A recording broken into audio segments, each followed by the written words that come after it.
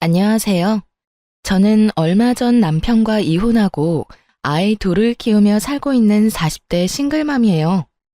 이번에 이런 사연글을 쓰게 된 건 제가 겪은 충격적인 상황을 전하고 세상에 이런 쓰레기들도 있다는 걸 여러분들께 알려주기 위해서예요. 제가 이혼한 이유 한번 들어보시겠어요? 저는 결혼 당시에는 사회복지사였어요. 어릴 때부터 특정 직업에 애착을 가지는 타입은 아니어서 깊게 공부하는 스타일은 아니었어요. 사회복지사도 초고령 시대에 진입하면 노인 돌보는 사업은 망하지 않겠다는 생각으로 가볍게 택한 직업이었죠. 결혼 후 취득한 요양보호사 자격증도 사회복지사를 하다 보니 요양보호사 자격증도 유용할 것 같아서 취득한 거였어요. 그렇듯 저는 직업에 관해서는 특별히 집착하는 건 없었어요. 그리고 나이 30에 때가 됐다는 생각에 평범한 회사원이었던 남편과 결혼하고 바로 첫째 아이를 가졌었죠. 결혼할 때도 시댁에는 아무 문제도 없었어요. 시모는 자기 이름을 걸고 가게를 운영하는 멋진 중년을 보내는 분이셨고, 시부는 쾌활하고 언변이 좋은 성격 좋아 보이는 분이셨거든요. 남편도 그런 시부를 닮아 말도 잘하고 사람을 재미있게 해주는 사람이었어요. 그래서 결혼을 선택한 것도 있었죠. 그런데 그런 시부와 남편 사이가 처음에는 많이 나빴어요. 너 그 회사 때려치우고 그냥 엄마 밑에서 가게나 하라니까. 꼴랑 그만큼 벌어서 저 자식 밥은 어떻게 먹여 살릴래? 요즘 세상에 남자 혼자 벌어서 살 수 있을 리가 없잖아요. 와이프도 같이 돈 버는데 아버지가 왜 난리예요? 그리고 불확실하고 불안정한 수입보다는 적어도 확실한 수입이 낫죠.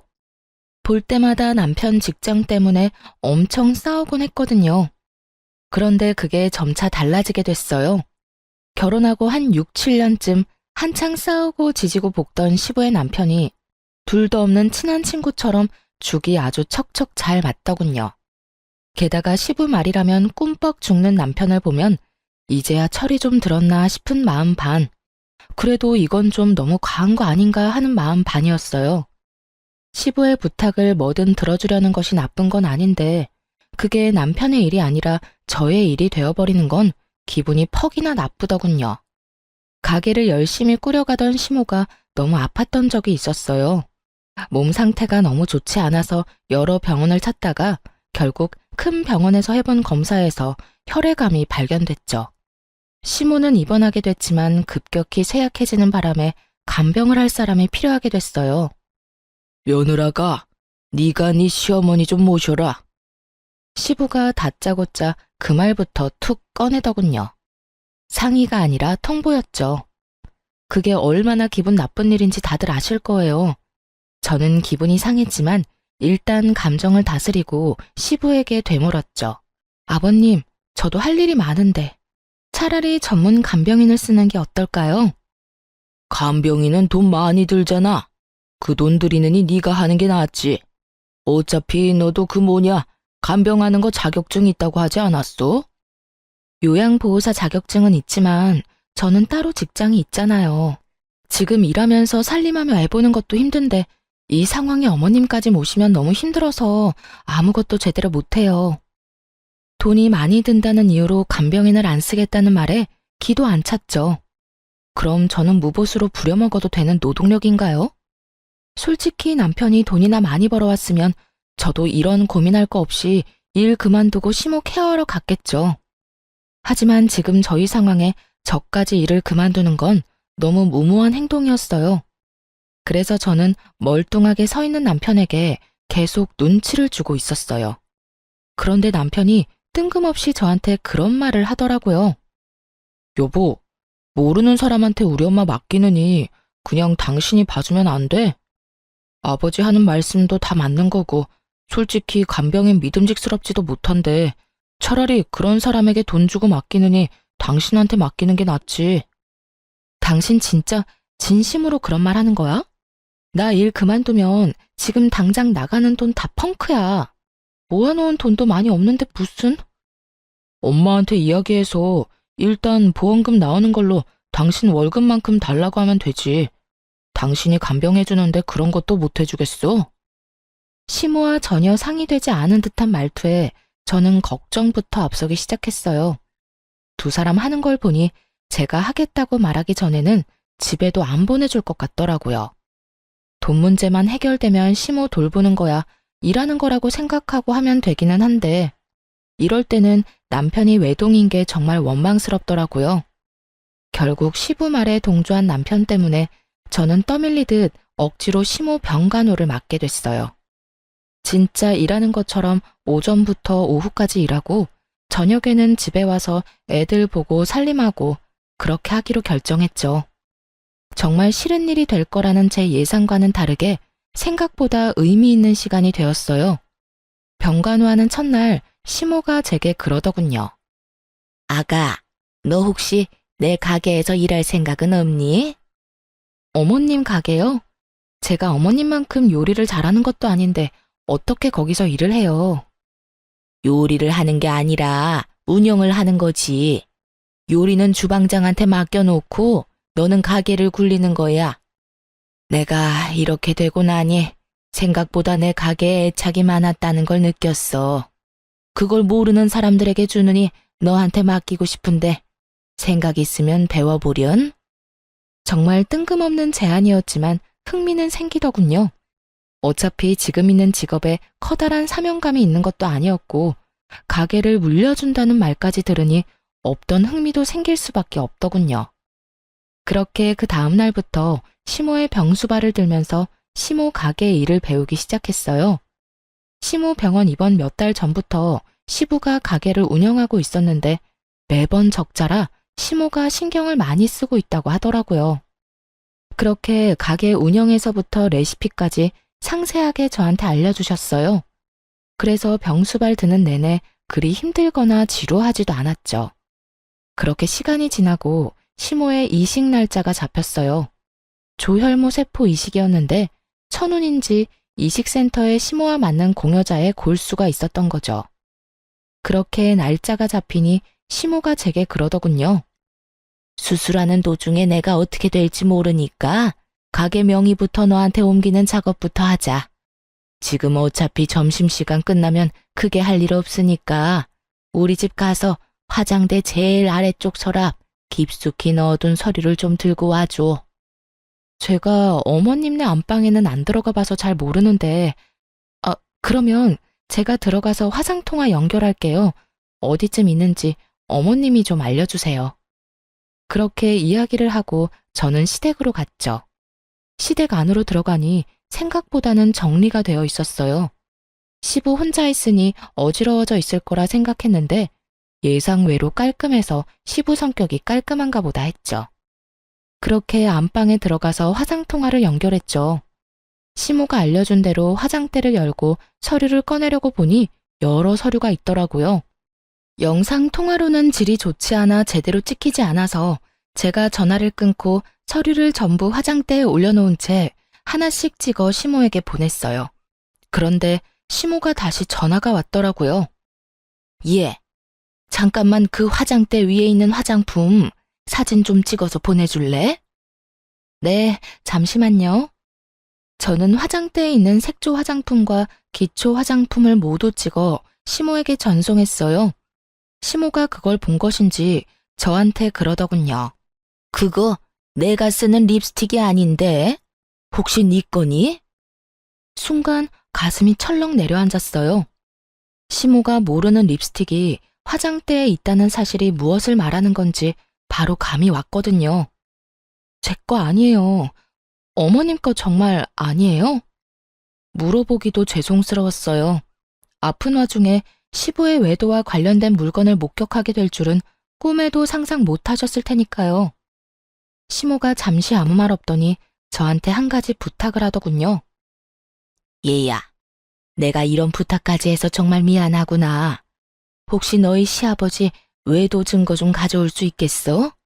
립스틱이라도 가져오면. 어머님, 외도 증거가 필요하시면 제가 안방에 녹음기 설치할게요. 어떤 쥐새끼 같은 여자가 여기 왔다 갔다 하는 모양이니 몰래 숨겨놓고 나중에 찾으러 오면 둘이서 무슨 이야기 했는지 알 수 있겠죠. 제 말에 시모가 그렇게 해달라고 말하고는 전화를 끊었어요. 저는 그 길로 소형 녹음기를 샀어요. 연필형으로 된 걸로 용량도 짱짱하고 오랫동안 녹음이 가능한 걸로 가져와 시부가 일하러 간 틈에 안방 침대 머리 쪽 살짝 아래에 절대 보이지 않도록 조심히 붙여놨어요. 그리고 녹음을 눌러놓고 병원으로 돌아왔죠. 병원으로 오니 시모 표정이 좋지 않았어요. 화가 안 나면 이상한 거죠. 그렇게 하루가 지나고 나서 드디어 그들이 대화를 나눈 것이 녹음이 됐어요. 그 녹음 내용을 듣고 저는 차마 시모에게 들려주기가 너무 힘들었어요. 두 사람의 대화 내용은 정말 충격적이었거든요. 자기, 오늘 병원 안 가봐도 돼? 와이프 수술 날짜 잡혔다며. 근데 안 가봐도 돼. 수술 날짜 전날 가면 되지. 내가 가게 일 때문에 바쁘다고 하면 지가 뭐라고 할 거야? 그리고 그것 때문에 며느리 거기다 붙여놨잖아. 그러니까 괜찮아. 당신이랑 같이 있는 시간이 더 소중하지. 정말 내가 더 소중한 거 맞아? 그런데 왜 그 여자랑 이혼을 안 해? 얼른 이혼하고 한몫 떼어준다며. 내가 가만히 생각해보니까 이혼하는 것보다는 와이프 죽는 거 기다리는 게 더 낫겠더라고. 그 여자 골골대는 거 보니 심상치 않아. 진짜 곧 죽는데도 믿을 수 있을 만큼 몸이 약해졌다니까. 그 여자 죽으면 그 유산이 다 어디로 가겠어? 바로 나랑 내 아들한테 오는 거지. 그걸로 떵떵거리며 살고 너도 내 여자로 남들한테 소개도 할 수 있고 일석이조잖아. 이걸 시모에게 들려줘도 되나 싶은 생각이 들었죠. 그렇지만 숨긴다 한들 이미 시모가 없는 집에 다른 여자의 립스틱이 놓인 걸 봐버렸으니 혹여나 그걸로 스트레스 받느니 받아들이고 정리할 시간을 주는 게 낫다고 생각했어요. 제가 그 녹음기를 시모에게 들려주자 시모 얼굴이 급속도로 일그러지더군요. 화가 안 나면 이상한 거죠. 이 정신 나간 것들이 아픈 환자를 두고 고사를 지내? 죽으라고? 어림도 없지. 내가 혼자 죽을 것 같아? 두 연놈들 바지가랑이라도 붙잡아서 똑같이 죽고 싶도록 만들어줄 거야. 시모가 그렇게 말하고 처음으로 한 일은 뜬금없는 가게 명의 이전이었어요. 시모 명의의 가게는 이제 제 것이 된 거죠. 가게는 2층짜리 건물의 1층에 있었는데 2층에는 시부모가 살고 있었어요. 그 건물은 시모 소유의 건물이었고요. 시모는 무남동녀 외동딸이었는데 외조부님이 열심히 평생 모은 재산을 외동딸에게 다 물려주고 떠나셨다고 해요. 그걸 시모가 두 손에 꽉 쥐고 있었고요. 그리고 그 사실을 알고 있는 시부는 이참에 시모가 죽기를 노리고 있던 거고요. 시모가 제게 가게 명의를 이전해준 날 저녁에 저는 집에 와서 애들을 보고 있었어요. 그런데 저녁 늦게 시부가 저희 집을 찾아왔더군요. 야, 네가 녹음기 설치했지? 우리 집에 들어갈 사람이 너 말고 없잖아. 저는 침착하게 시부 말에 대응했어요. 녹음기 설치는 어머님이 하라고 해서 한 거예요. 제가 설마 어머님 말씀을 거부하리라고 생각하시는 건 아니죠? 아니, 그런 일이 있으면 나한테 연락부터 해야 하는 거 아니야? 인간적으로 어떻게 말도 없이 녹음을 할 수가 있냐고. 그리고 그걸 왜 와이프한테 갖다 준 거야? 이거 다 사생활 침해인 거 몰라? 집주인의 허락받고 들어간 건 사생활 침해 아니고요. 어머님이 화장대에 놓인 상간녀 립스틱 보고 외도 정황 발견하신 거고요. 그걸 저한테 증거 찾아오라고 하셨거든요. 전 어머님 부탁 들어준 죄밖에 없는걸요. 그리고 애초에 어머님한테 들킨다는 생각은 전혀 해본 적 없으세요? 아버님이 저한테 와서 이렇게 화내실 건 아니죠. 그거야말로 누워서 자기 얼굴에 침 뱉는 거랑 다른 게 없는데 외도를 하신 것도 잘못을 하신 것도 전부 아버님이고 저는 어머님 말씀 다 들어드린 죄밖에 없으니 저한테 뭐라 하지 마시고 어머님한테 직접 이야기하세요. 또 가게 하나 받았다고 지금 기세등등한가 본데 그게 언제까지 갈 줄 알고 나한테 뻣뻣하게 굴어? 내가 시어머니 잘 돌보랬지 언제 스파이 짓 하라고 했냐? 어? 가만 보니 스파이 짓 해주고 가게 받았구만. 맞지? 어머님이 그 립스틱 발견하기 전에 시댁에 가서 가져오라는 게 등기부등본이었거든요. 그것 때문에 집에 들어갔다가 립스틱 발견한 거고요. 그리고 애초에 어머님 수발 들도록 시킨 것도 아버님이시잖아요. 그리고 가게 때문에 기세등등한 것도 아니고요. 아버님이 잘못했는데 여기 와서 화풀이 하시니 제가 드리는 말씀이잖아요. 제발 애먼데 성질 부리지 마세요. 시부가 씩씩대며 뭐라 하고 싶은 모양이었지만 그걸로 화내봤자 자기만 나쁜 놈인 거잖아요. 그러니까 왜 외도를 해서 이런 일을 만드냐고요. 결국 한마디도 짓지 않는 저를 보며 진절머리가 난다는 듯 고개를 절레절레 흔들고는 나가면서 그러더군요. 너 언제까지 그렇게 기세등등한지 내가 지켜본다. 내가 말하는데 너 조만간 그 얼굴 다 벗겨질 거야. 네 주위에 무슨 일이 벌어지고 있는지도 모르는가 본데 너야말로 큰 코 다칠 거라고. 그때가 돼서도 그렇게 당당할 수 있는지 보자. 씩씩대며 그 말을 던져놓고 나가더군요. 그게 무슨 의미인지도 몰랐지만 일단 시부가 떠났다는 것만으로도 안도했어요. 그런데 그날 저녁 남편이 야근 때문에 뒤늦게 들어와서는 다짜고짜 저한테 화를 내더군요. 당신 왜 엄마랑 아빠 사이에 껴서 이런 일을 벌여? 지금 당신이 나한테 화를 낼 상황이야? 나를 위로해줘야지. 무슨 일인지 나한테 물어보고 내가 얼마나 놀랐는지 자기는 알고 지금 나한테 화내는 거야? 대충 아버지한테 들었어. 그러게 왜 중간에서 그런 일을 했냐고. 난 어머님이 시키는 대로 했을 뿐이야. 어머님이 이미 외도 정황 발견했고 그걸 확인하고 싶어 하는데 그러면 어떡해? 당신 같으면 어머님 앞에서 그냥 덮어놓고 사시죠 하고 말할 수 있겠어? 남이면 그럴 수 있지. 그런데 며느리 자식이 그런 말하면 어머님 심정이 어떻겠냐고. 몸 성한 사람도 분노를 주체하지 못할 일을 아픈 분이 겪고 있잖아. 그럼 내가 시키는 대로라도 해야 할 거 아니야. 그러면 최소한 아버지한테 물어는 봤어야지. 두 분 사이 틀어놓는 게 네 일은 아니잖아. 관계는 이미 아버님이 바람 피울 때부터 틀어진 거 아니야? 당신 근데 묘하게 아버님 편만 드네? 아무리 아버님이랑 친해도 이건 좀 아닌 거 아니야? 당신 어머님이야. 내 어머니가 아닌데도 나는 이렇게 화가 나는데 어떻게 당신은 그렇게 냉정해? 그럼 그 상황에서 내가 어머님을 속였어야 했어? 진짜 그게 맞는 일이냐고. 아니, 내 말은 그냥 끼어들지 말았어야 했다는 거지. 그런 일 있으면 나한테 이야기를 하던가.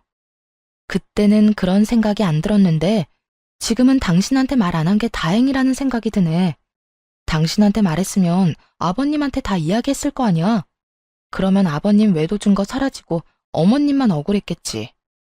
너는 그 녹음기에 무슨 내용이 들어있는지 듣기는 했어? 얼마나 더럽고 천박한 이야기들이 들어있었는데. 들었어, 다 들었어. 근데 그게 뭐? 그렇게 된 것도 아니고 그냥 계획인 거잖아. 터무니없는 현실성 없는 계획. 그거 가지고 사람 몰아가는 건 아니지. 순간 남편의 그 말에 수상함을 느꼈어요. 왜 이렇게 시부 편을 드는 거지? 기분이 묘하게 이상했어요. 그리고 가게 명의 변경한 거 그것도 아버지한테 돌려줘. 당신이 가질 게 아니잖아. 그 가게 명의가 어머님이야. 어머님이 나한테 주신 거고. 병수발 들러간 첫날에 나한테 그 가게 주고 싶으니 가게 일 배우라고 하셨거든? 당신 진짜 점점 이상해. 왜 그렇게 아버님 편만 들어? 왜? 너도 남자라서 바람 피운 남자의 마음이 이해가 가? 제가 그렇게 추궁하자 남편이 눈에 띄게 당황하더니 갑자기 옷방으로 들어가 버리더군요. 그런 거 아니야. 그냥 아버지한테 말 전해 들으니 상황이 딱해 보여서 그렇지. 그런 거 아니라고. 너무너무 수상한 남편 모습에 결국 저는 흥신소에 남편 뒷조사를 의뢰했어요. 그리고 남편이 좀 더 자유롭게 무슨 일이든 저지르기 쉽게 만들어줬어요. 아이들을 친정에 맡기고 저는 시모 병원에서 당분간 지내겠다고 말했죠. 시부가 다시 찾아올까봐 무서우니 시모 곁에 있겠다고요. 그랬더니 남편은 별말 없더군요. 사람을 붙여놓고 난 뒤에 아침마다 남편의 행선지에 대해 물었어요. 평일은 거의 대부분 남편 행선지와 조사한 사람의 행선지가 같더군요. 다른 사람을 만나는 것 같지도 않고요. 그런데 주말에 시부와 낚시를 가겠다고 하더군요. 그래서 시부에게도 전화해서 물어봤어요. 이번 주 주말에 병원 오실 거냐고요. 둘이 싸운 게 있어서 상냥한 말투는 아니었지만 시부가 이번 주에는 남편과 낚시를 갈 거라고 하더라고요. 평소에도 둘이 이렇게 자주 낚시를 하러 갔기 때문에 처음에는 별 생각 없었어요. 하지만 그 다음날 조사 직원이 보내온 내용은 그들의 말과는 정반대였어요. 남편이 낚시를 간 것이 아니라 여자와 여행을 갔더라고요. 제가 없는 틈을 타 멀리 물 좋고 바람 좋은 곳으로 내연녀와 여행을 떠났더군요. 마누라는 자기 어머니 병수발 들도록 만들어두고 말이죠. 둘이서 팔짱 끼고 뺨에 뽀뽀하는 사진이 수십 장이나 찍혀 있는 걸 보고 제 속도 부글부글 끓었어요. 알고 보니 시부도 그날 상간녀를 만난 모양이더라고요. 서로가 서로의 외도를 숨겨주고 있었던 거죠. 그렇게 서로의 마누라를 속이고 부자가 똑같이 상간녀와 놀아났다고 생각하니 머리 끝까지 화가 났어요. 저는 참지 못하고 시모에게 달려가 울었어요. 왜 그러니? 왜 이렇게 울어? 무슨 일이 있었어? 시모의 목소리를 들으니 눈물이 왈칵 더 나오더군요. 한참 흐느끼던 저를 토닥이던 시모에게 제가 하소연하듯 말했죠. 어머님, 어쩜 좋아요? 그 사람도 바람 피는 것 같아요. 제 말에 시모의 토닥거림이 멈췄어요. 제가 고개를 들어 시모를 보니 시모 표정이 울상이 되어 있더군요. 이게 대체 다 무슨 일이니? 넌 그걸 어떻게 알았어? 얼마 전에 아버님이 오셔서 저한테 화내신 적이 있거든요. 그런데 남편이 아버님한테 무슨 이야기를 들었는지 아버님 편들면서 저한테 화를 내더라고요. 제가 거기에 끼이면 안 됐었다면서 저를 탓하더라고요. 그러면서 가게 명의도 아버님한테 돌려주라고. 주말에 아버님이랑 낚시를 간다고 했어요. 아버님도 남편이랑 낚시 간다고 했고요. 그런데 알고 보니까 두 사람이 만나지도 않았고 서로 각자 내연녀를 만나고 있더라고요. 두 사람이 어머님이랑 저를 둘 다 속이고 있었어요. 어머님한테는 죄송한 말이지만 정말로 이혼하고 싶어요. 그 사람이랑 같이 살맛대고 살고 싶지가 않아요. 시모가 다 이해한다는 듯 제 어깨를 두드려 주더군요. 나와 너를 여기에 처박아 두고 자기들끼리 아주 신이 났구나. 부전자전이라더니. 그런 못된 것만 배워 처먹어서 마누라 힘들게 하는 자식놈이나 자식놈한테 가르쳐줄 게 계집질밖에 없던 멍청한 남편놈이나 내 인생의 실패작이나 다름없어. 어머님은 어떡하실 거예요? 나도 그놈과 이혼할 거야. 감히 내 재산을 두고 상간녀랑 그런 대화를 한 놈을 내가 용서할 리가 없지 않니? 다만 지금이 아닌 거지. 그렇게 시모와 이야기를 나누고 병원에서 나오는데 병원 입구 쪽에서 시부가 기다리고 있더군요. 이야기 좀 하자. 저는 드릴 말씀이 없는데요. 내가 할 말이 있어. 너, 네 남편 바람 피는 건 알고 있어? 그거 알고도 지금 이렇게 유유자적한 거야? 우리 아들, 너 안중에도 없어. 그 여자랑 벌써 몇 년째 만나고 있는 것도 내가 잘 알지. 그걸 알고 있으면서 숨겨줬다는 건가요? 저도 이미 다 아는 사실이에요. 아버님이 말 안 해줘도 제가 다 조사했거든요. 서로 주고받은 게 많던데요. 그래, 나도 너 싫어. 그러니까 이혼이나 할 준비해. 그리고 네가 가져간 가게는 우리가 다시 가져올 거야. 알아들어? 우리가 누군지는 모르겠지만 전 주인은 어머님이시고요. 유책 배우자이자 내연녀가 있는 남편에게는 아주 불리한 싸움이 될 거예요. 제가 원하던 거였는데 남편도 원한다니 다행이네요. 말 한마디 안 지지? 너 앞으로도 그럴 수 있나 두고 보자. 그리고 앞으로 여기 오지 마. 네가 와이프한테 쓸데없는 바람 불어넣는 거 안다. 그 사람 성격에 나랑 이혼하는 거 죽어도 못해. 근데 네가 옆에서 살랑살랑 꼬드기면 그 여자 마음이 약해서 넘어갈 수도 있지 않겠어? 그러니까 앞으로 여기 얼씬도 하지 마. 마음대로 생각하시고 마음대로 행동하세요. 저도 마음대로 할 거니까요. 아버님은 보호자이기도 한데 방관자이기도 했잖아요. 그리고 아직까지 저는 이혼을 안 했으니 가족은 맞고요. 어머님이 원하시면 계속 올 수밖에 없어요. 넌 뭐가 그렇게 떳떳해? 너 지금 가게 하나 가졌다고 지금 이렇게 나오는 거야? 나 이래봬도 아직은 네 시아버지야. 그러니까 저도 존중해드리려고 존댓말 쓰고 있잖아요. 왜요? 이제 와서 제가 어머님한테 가게 하나 받으니까 다른 재산도 뺏길까봐 걱정되세요? 그러면 애초에 바람을 피우지를 말았어야죠. 도대체 잘못한 사람이 누군데 왜 저한테 성질인데요? 저도 피해자거든요? 지나가는 사람 붙잡고 물어봐요. 누가 과연 떳떳해야 하는 건지. 제가 떳떳한 이유는 제게 잘못이 없기 때문이고, 아버님이 저를 보며 못마땅한 이유는 제가 바른 말만 하기 때문이겠죠. 그렇게 시부에게 일침을 놓고 돌아섰어요. 시부와 싸워봤자 아무것도 해결되는 것도 없으니까요. 그런데 돌아오는 길에 너무 화가 나는 거예요. 제가 왜 이런 취급을 받고 있나 싶고, 왜 저딴 인간이 나한테 그런 소리 하는 거 참아야 하나 싶고. 그래서 남편을 불러냈어요. 아무것도 모르는지 남편 놈은 태연스레 제가 말한 곳으로 오더군요. 갑자기 왜 밖으로 불러내? 집에서 이야기하면 되잖아.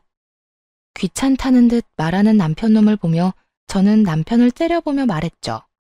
집에 도착할 때까지 참을 수 없었거든. 내가 방금 아버님한테 들었는데 당신 바람 핀다며? 여자 있다던데? 그래서였어? 그래서 당신 아버지 편들면서 나한테 화냈냐? 갑작스런 제 말에 남편 놈이 당황했는지 얼굴이 하얗게 질리더라고요. 그게 무슨 소리야? 아버지가 그랬다고? 당신이 뭐 잘못 들었겠지. 잘못 듣기는 뭘 잘못 들어? 당신 아버지가 나한테 직접 이야기한 건데. 나더러 빨리 이혼하라더라. 그것도 네 생각이야? 잠깐만 기다려봐. 남편은 급하게 전화를 걸더라고요. 시부에게 전화를 하는 거였어요. 아버지, 저 지금 와이프한테 이야기 들었는데 그 이야기 뭐예요? 왜 그런 이야기를 와이프한테 하셨어요? 내가 못할 말했어? 어차피 이혼할 거잖아. 너 그 여자 좋다며. 그럼 깨끗하게 이혼하면 되지. 지금 그 말이 아니잖아요. 그거 말 안 하기로 해서 저도 아버지 변호해드린 건데 이렇게 제 뒤통수를 치는 거예요? 뒤통수? 네 마누라가 내 뒤통수 친 건 생각 안 해? 근데 어떡하냐? 내가 말하기도 전에 미리 알았다는데. 그럼 내 탓은 아니지. 네가 치밀하지 못했던 거지. 시부 말에 남편이 화나서 쏘아붙이는데 저는 그런 남편 전화를 뺏어서 끊어버렸어요. 이게 무슨 짓이야? 당신 왜 엄한 데다 전화해서 화내고 있어?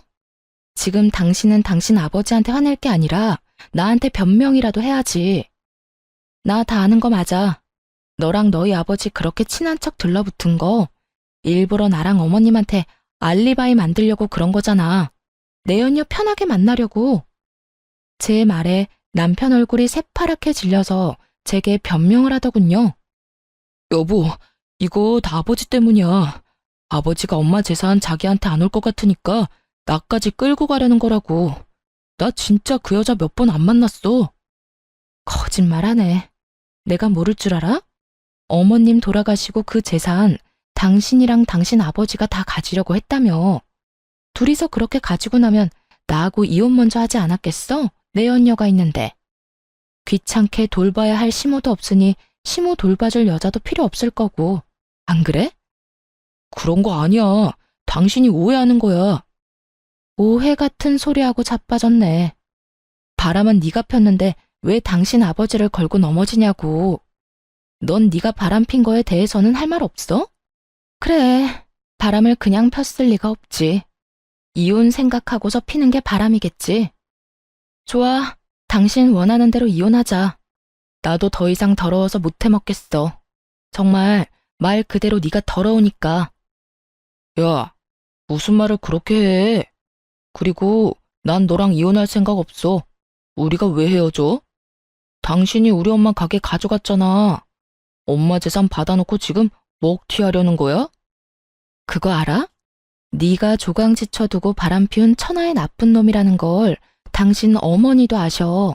내가 다 말했거든. 어머님이 바로 얼마 전에 나랑 비슷한 일을 당해서 그런지 모르겠지만 내가 하려는 일 다 이해해 주신다네? 그러면 내가 꺼리낄 게 뭐가 있어. 그리고 어머님이랑 나 가족관계 종료하고 고용관계 하기로 했어. 어머님이 고용하는 요양보호사로. 어머님이 월급 줄 테니 이혼하면 해달라고 하시더라. 그게 무슨 소리야? 나랑 이혼하면 너는 우리 집 일에 끼면 안 되지. 그럼 네가 어머님 설득해봐. 근데 어쩌냐? 어머님 화 많이 나셨던데. 부전자전이라는 말 쓰시면서 화가 나서 악에 받쳐서 이야기하시던데 너 그거 감당은 할 수 있겠어? 그제서야 남편 얼굴에 당황한 표정이 떠올랐어요. 생각보다 저와 시모 관계가 견고해서 놀란 것 같더라고요.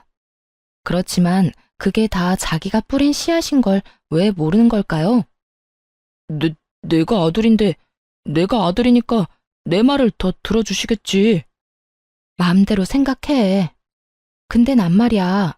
내가 그렇게 죽을 병 걸려서 아픈데 병원에 한 번 찾아와 보지도 않고 며느리만 덜렁 보내놓고 지는 다른 여자 만나느라 바빴다면 그것도 나를 배신한 남편과 한통속이었다면 그것만으로 용서 못할 것 같은데? 아무리 자식이라도 말이야. 이건 거의 엄마 등에 칼 꽂는 수준 아니야? 아버지 불륜 말려도 모자랄 시간에 그런 아버지랑 똑같이 불륜 저지른 자식이 곱게 보일 리가 있겠나 모르겠네. 그제야 자기 처지를 생각해낸 남편놈 눈알이 불안하게 떨리더군요. 그리고 그 다음 날부터 웃기지도 않는 연극 한 편이 시모의 병실에서 펼쳐졌죠. 남편이 시모를 찾아와 용서를 구하며 병간호를 하며 착한 아들 노릇을 하더군요. 근데 그거 아시나요? 간병도 해본 사람이 잘해요. 모르면 매번 환자에게 물어봐야 하고 의료진에게 계속 물어봐야 하거든요. 그런데 아무것도 모르는 놈이 간병하겠다고 설치니 환자인 시모가 더 속 시끄러울 수밖에 없었죠. 게다가 아들을 향한 그 냉정한 표정은 저도 상상 못할 만큼 차가웠거든요.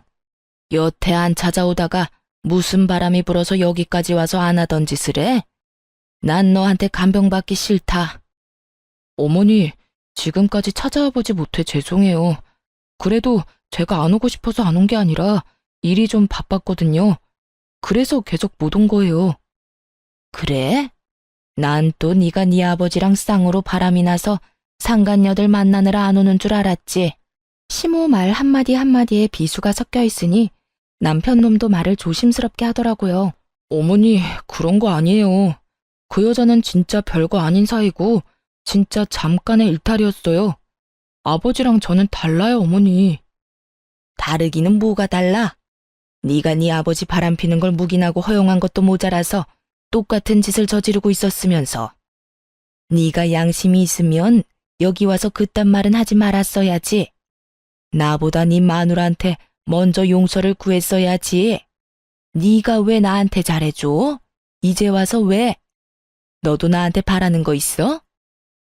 그런 거 없어요. 어머니, 제발 제 진심을 오해하지 마세요. 오해는 무슨 얼어 죽을 오해? 그게 진심이라고? 그딴 게 진심이면 세상의 진심은 다 죽었겠구나. 내가 네 아버지 때문에 얼마나 힘든지 알면서도 끝까지 나한테 먼저 이야기 안 했어. 그게 괘씸한 거야, 이 망할 놈아. 결국은 시모가 화를 내며 남편 놈을 쫓아내버렸어요. 그러자 그 뒤로 시부와 남편 놈이 번갈아가며 시모 병실을 찾아와 시모에게 용서를 빌었어요. 여보, 미안해. 내가 진짜 그때는 귀신에 씌었나 봐. 제정신이 아니었다고. 그 여자 정리할 테니까 그러니까 이혼만은 제발, 응? 그리고 이 나이에 무슨 이혼이야. 그냥 살아. 내가 평생 당신한테 속죄하면서 살게. 어머니, 저는 진짜 아버지 꿰매 빠진 것뿐이라고요. 어머니를 괴롭히렸던 것도 아니었고 그냥 그런 상황이 돼서 어쩔 수 없이 그런 건데 아버지만큼 제가 잘못한 건 아니잖아요. 그런 개소리들을 들으며 시모는 눈 하나 깜짝 안 하더군요. 저도 간병하면서 병실 안에 있었으니 다 들렸거든요.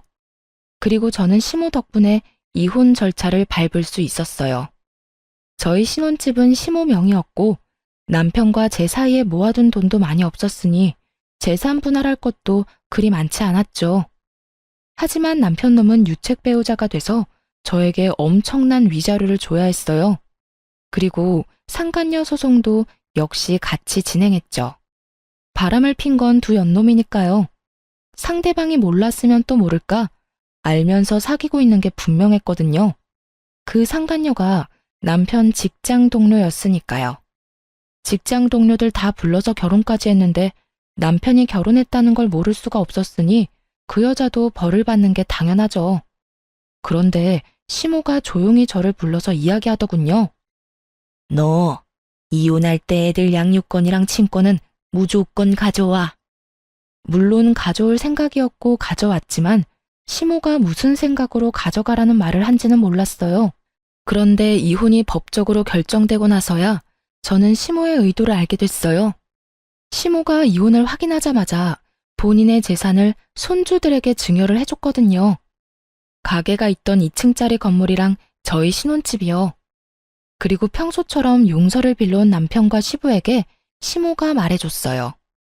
내 가게, 건물, 그리고 너희 신혼집, 내 손주들 앞으로 증여했어. 너희처럼 여자 눈에 눈물 흘리도록 만든 놈들한테 내가 물려받은 거 단 하나도 줄 생각 없어. 여보, 도대체 왜 그런 짓을 했어? 지금 친권이 누구한테 가 있는데? 당신 재산 저 며느리가 함부로 쓰기라도 하면 어쩔 거야? 함부로 써? 당신한테 맡겼으면 순식간에 사라졌겠지. 나 죽으라고 고사도 지내는 판에 그 부동산 돈으로 바꿔서 다른 여자 먹이고 재우고 입히는데 열심히 썼겠지. 그 꼴 보느니 손주들한테 주는 게 낫지. 억울한 표정의 시부에게 시모가 윽박질렀어요. 그런데 묘하게 남편 놈은 조용하더군요. 지금 이 상황에 그나마 시부보다는 유리한 게 남편 입장이었잖아요. 시모가 죽으면 유산이 자기한테로 올 가능성이 높아졌으니 긁어 부스럼 만들고 싶지 않은지 숨도 안 쉬고 조용히 있더라고요. 그런 남편놈에게 저도 선물 하나 던져줬어요. 남편 상간녀가 남편이랑 같은 직장이니 찾아가서 친절하게 어떻게 된 과정인지 다 알려줬거든요. 저희 이혼하고 이미 남남됐으니까 알려줄게요. 저희 신혼집 명의가 시어머니 앞으로 되어 있었거든요. 그런데 이혼하자마자 어머님이 저희 아들들한테 증여를 했어요. 그러니까 그 남자 아무것도 없는 개털이에요. 집에서 곧 나가야 할 거고, 위자료도 나한테 줘야 하고 매달 양육비도 보내야 하죠. 아, 그리고 당신도 상간녀 소장 받게 될 거예요. 그러면 나는 그 위자료도 받게 되겠지만 당신은 당신 스스로 돈을 내야 할 거예요. 그 남자 정말 아무것도 없으니까. 그래도 사랑만 있으면 되죠? 잘 만나요. 양육비는 꼬박꼬박 보내고요. 열심히 일해서 제 자식 크는데 돈 붙여줘야 하니까 몸 건강하고요. 거짓말이지? 그 사람 진짜 빈털털이라고? 그럼 난 어떡해. 위자료 대신 내준다고 자기만 믿으라더니 나쁜 놈이?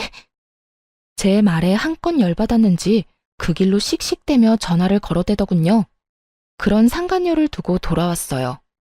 결국 그 뒤에 들려온 소식은 두 사람의 이별 소식이었죠. 저는 정말 깔끔하게 이혼에 성공했어요. 이제 남은 건 시모였죠.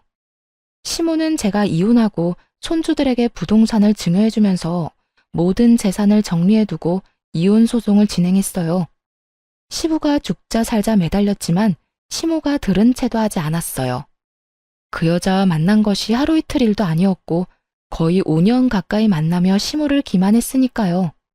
게다가 아픈 사람을 두고 바람을 피우면서 심지어 재산을 다 가질 거라는 이야기를 했으니 그에 관한 시모의 분노가 얼마나 컸는지는 상상하지 않아도 알만했어요. 결국 두 사람도 이혼을 했지만 역시나 시부가 유책 배우자가 됐고 나눠야 할 재산 분할은 시모의 증여로 인해 할 것도 거의 없었죠. 시모 명의로 된 것은 현금 자산뿐이었는데 그마저도 병원비와 보험금으로 받은 거라서 건드리지도 못하게 됐거든요. 결국 부자가 똑같이 계집질하다가 이혼당하고 빈털터리로 나앉게 생긴 거죠. 게다가 상간녀까지 떠나가니 지푸라기라도 잡는 심정으로 시어머니 병실만 뺀질나게 드나들더라고요. 어머님은 자기가 오래 살지 못할 거라 생각했는지 마음을 단단히 먹고 시부를 빈털터리로 만들었고요. 그런데 정말 웃긴 건 제 전남편 놈이었어요. 그 자식이 시부가 나가 떨어진 걸 보고 시모에게 찾아와 뭐라고 했는 줄 아세요? 어머니, 이제 하나뿐인 자식인 제가 어머니 잘 모실게요. 이러는 거예요.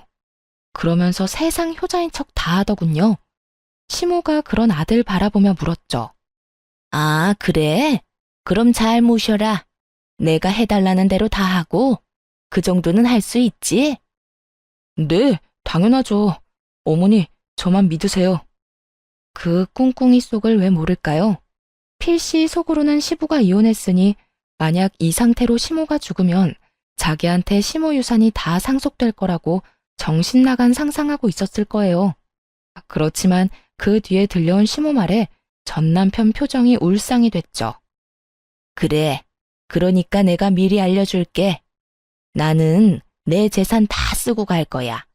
그리고 다 못 쓴 거 있지? 그건 사회에 기증할 거라고 유언장까지 적어놨어.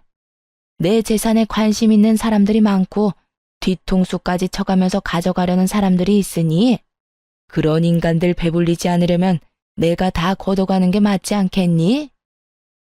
어머니, 그런 게 어디 있어요.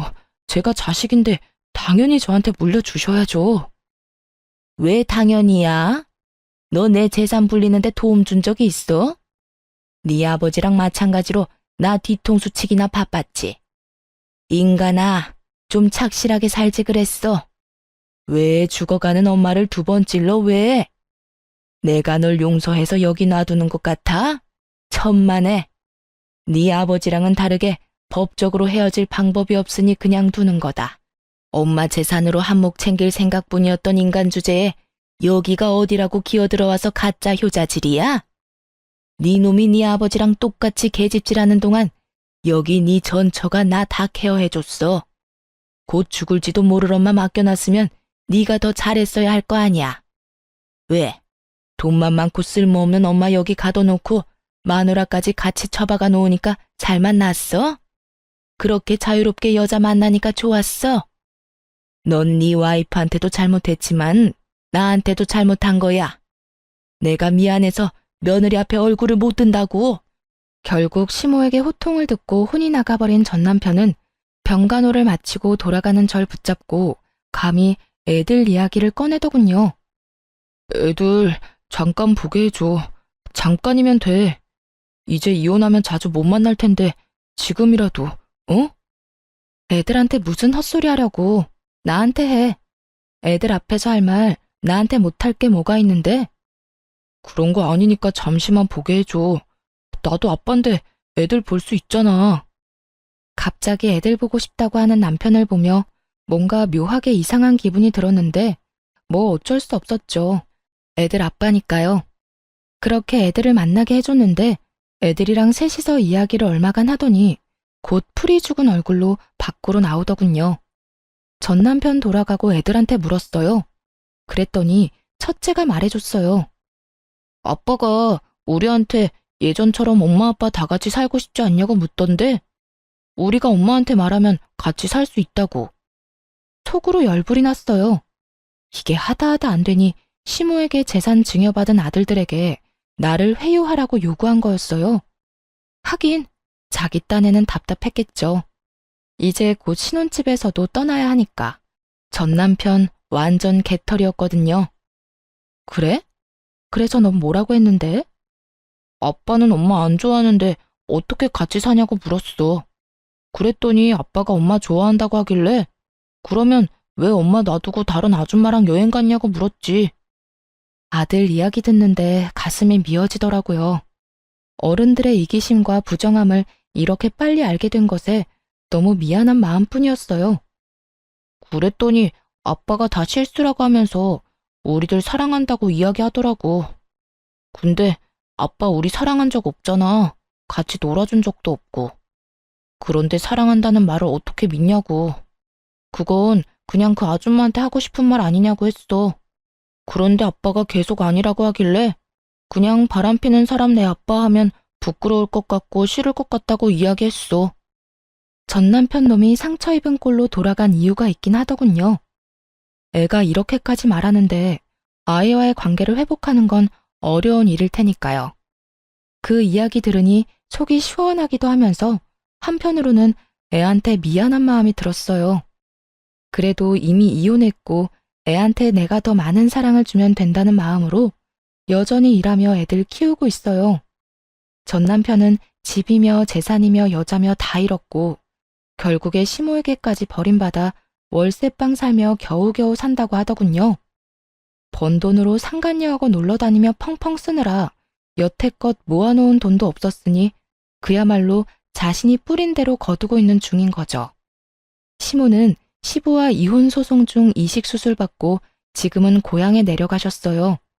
고향에 있으면서 요양하겠다고 하셨죠.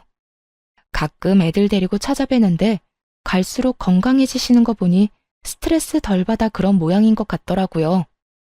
아픈 부위가 있다고 그걸 참고 살면 언젠가는 온몸에 그 독이 퍼져 고생만 할 뿐이란 걸 이번에 제대로 알게 됐어요. 썩은 곳은 빨리 도려내야 한다는 걸요. 지금 당장 좀 많이 아플지라도 언젠가 그 상처에는 새살이 돋을 거니까요. 쓰다 보니 글이 길어졌네요. 오늘도 모두 즐거운 하루 되시길 바랍니다.